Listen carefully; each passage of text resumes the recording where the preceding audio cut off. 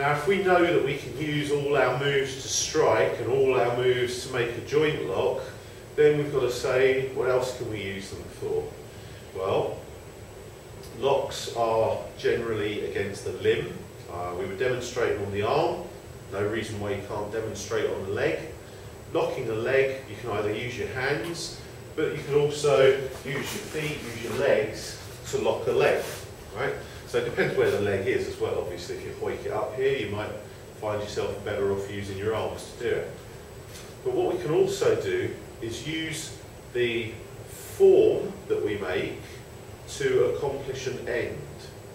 Now, we've already said very, very early on in this idea that if we're pulling with hikite, it'll end up being coded as a fist when it gets back to your hip. And we looked at how another hikite would be coded as an open hand because those are the nearest formal shapes to what's actually a very scruffy kind of movement for people to train. So the action of reaching and pulling is going to look like I'm trying to make a fist, and like a lot of the things, I'm never going to get there because there's going to be a wrist in the middle of that, so it's never going to make that nice neat fist that we have for performance. But we're attempting to make the fist, and in the attempt we know we're going to snag in a neat way instead of trying to grab and it being a little bit, limp. If I try to make a fist, then that's a much tighter latch that we're trying to get.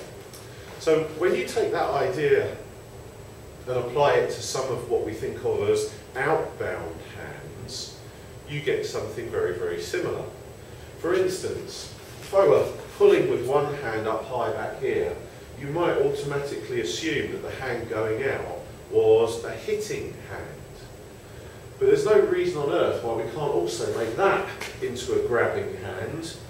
It's just grabbing a different part of the body, and it's not going to be nicely placed. It's going to be a messy old latch onto the neck there. Now I'm going to come off the neck and just use the gi to show, but if I put the hand on like that, then that's not really got him in any way, shape or form, because just by moving away from that, he'll just come out of that grab.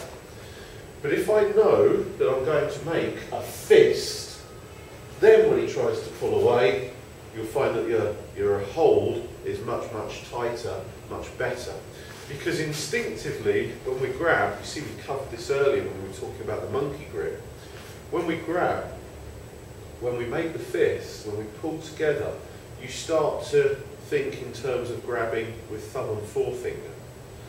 Whereas if I think about making a fist, if we're taught in the usual way, we tend to think about making a fist with the little finger side of the hand first.